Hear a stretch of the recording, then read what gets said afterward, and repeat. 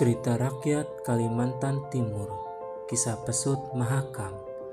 Dongeng yang mengisahkan asal-usul pesut mahakam, hewan mamalia yang dianggap sakral oleh masyarakat Kalimantan Timur.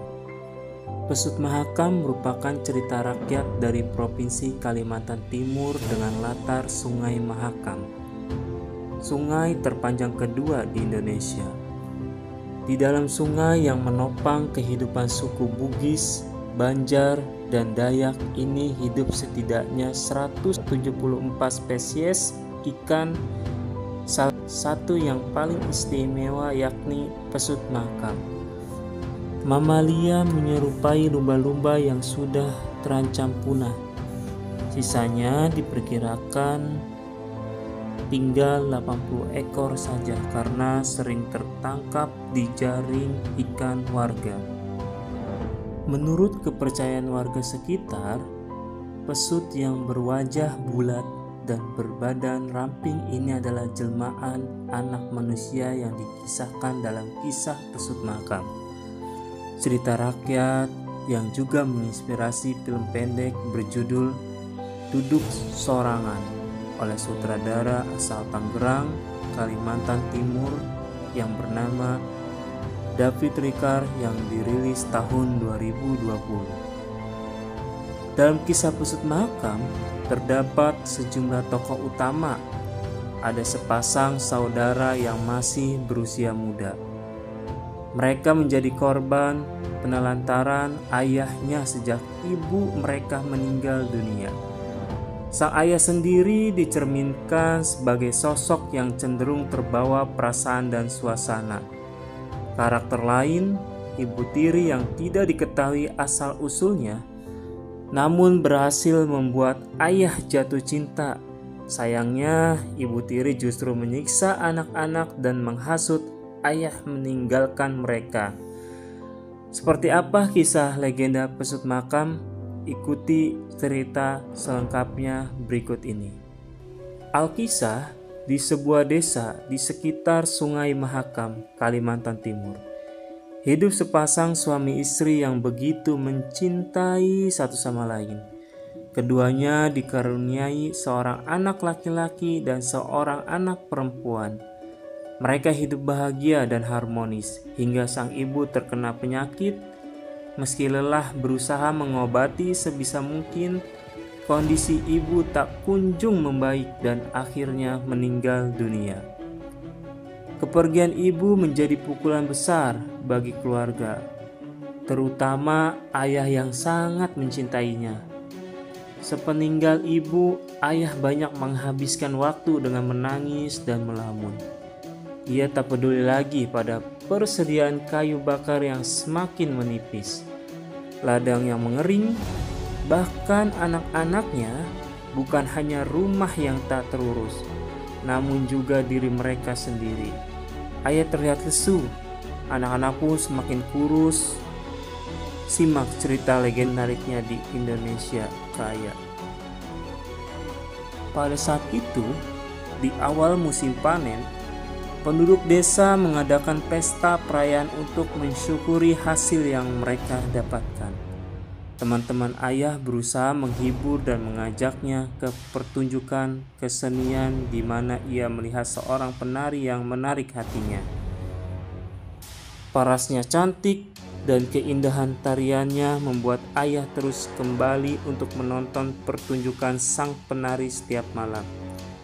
Untuk menarik perhatian sang penari, ayah pun berusaha tampil lebih gagah, mengenakan pakaian terbaiknya dan merapikan diri. Akhirnya pada hari ketujuh, ayah memberanikan diri untuk mengajak sang penari mengobrol.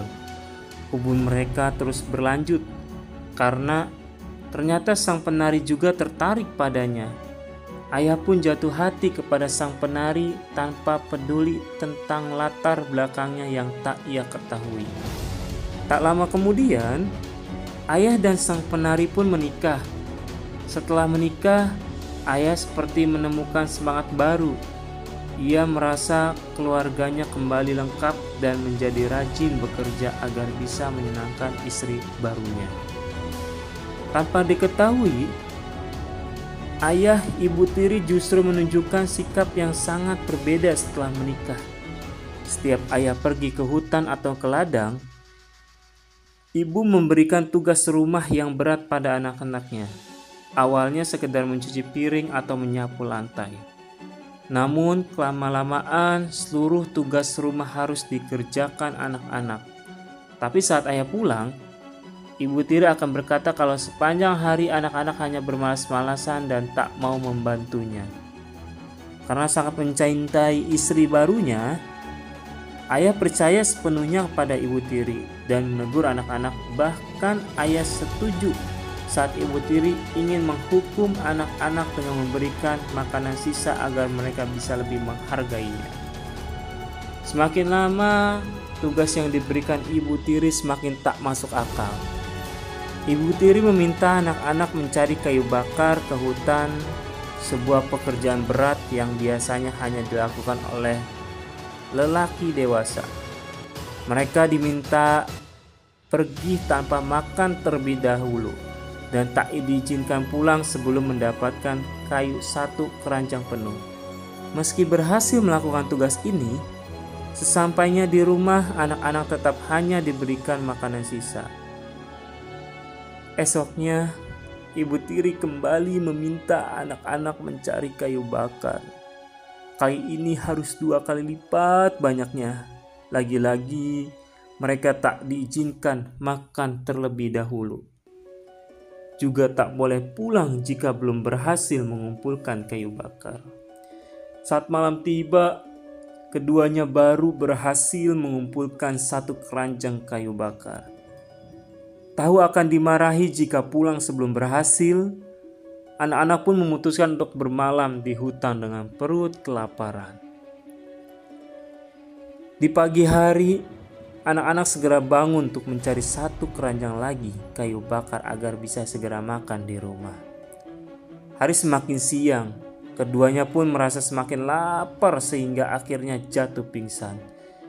Saat sadar, anak-anak sudah berada di bawah pohon rindang di area yang penuh dengan buah-buahan. Tanpa berpikir panjang, anak-anak langsung makan hingga kekenyangan. Setelahnya, anak-anak lanjut menyelesaikan tugas mencari kayu bakar lalu segera pulang. Sesampainya di rumah, anak-anak terkejut melihat rumah yang kosong. Bukan hanya orang tua mereka yang menghilang, tapi juga hampir semua barang di dalamnya. Ternyata selama mencari kayu, ayah dan ibu pindah dari rumah itu. Karena panik dan tak tahu harus berbuat apa, anak hanya bisa menangis. Setelah lebih tenang, anak-anak memutuskan untuk menjual semua kayu bakar yang tersisa pada tetangga agar bisa mendapatkan bekal mencari orang tuanya. Setelah 2 hari perjalanan, sampailah anak-anak di tepian sungai Mahakam. Di sana terlihat rumah kecil dengan jemuran baju di depannya. Baju itu terlihat seperti punya ayah mereka. Segera berlari masuk ke dalam rumah tetapi kosong. Di dalam rumah tercium aroma masakan yang membuat perut anak-anak yang sudah kelaparan berbunyi nyaring. Ternyata aroma lezat itu datangnya dari dapur. Di sana ada sebuah kuali berisi bubur yang sedang dimasak hingga mendidih. Karena sangat lapar, anak-anak menyendok bubur panas sesuai demi sesuap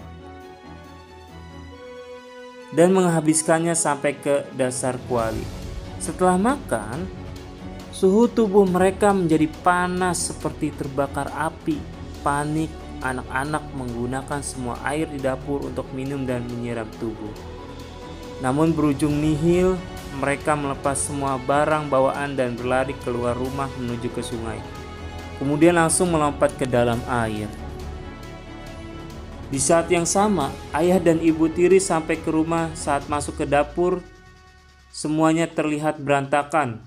Terlihat barang anak-anak yang sudah berserakan di samping kuali kosong. Ayah melalui menyadari anak-anak datang mencarinya.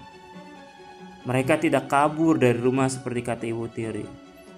Ayah keluar dan mencari anak-anaknya hingga ke tepi sungai, tapi tak menemukan siapapun di dalam sungai. Ayah hanya melihat ada dua makhluk seperti ikan berwajah mirip manusia. Ayah menyemburkan air dari kepala mereka. Keduanya berenang berputar-putar seperti senang melihat ayah. Ayah menjadi curiga jika kedua makhluk itu adalah anaknya. Ayah berlari ke rumah untuk meminta tolong pada ibu tiri guna memastikan apa dua makhluk itu benar-benar anaknya. Namun ayah tidak bisa menemukan ibu tiri dimanapun. Ibu tiba-tiba menghilang begitu saja seperti bukan seorang manusia. Ayah akhirnya kembali ke sungai, meratapi keadaan anak-anaknya yang telah berubah menjadi ikan dan menyesali perbuatan yang terlalu percaya semua perkataan istri barunya. Warga sekitar yang mengetahui tentang kisah ini kemudian menemani anak-anak dengan sebutan pesut mahakam. Moral cerita pesut mahakam untuk teman-teman subscriber. Kisah pesut mahakam adalah cerita rakyat yang mengandung beberapa nilai moral. Pelajaran pertama yang bisa dipetik dari cerita ini adalah agar tidak mudah percaya dengan orang melebihi keluarganya sendiri, seperti yang dilakukan ayah yang lebih percaya pada ibu tiri yang belum lama dikenalnya dibanding anak-anak. Terakhir, kesedihan yang berlarut-larut seperti yang ayah lakukan sepeninggal ibu bisa membawa banyak dampak buruk baik bagi diri sendiri maupun orang lain.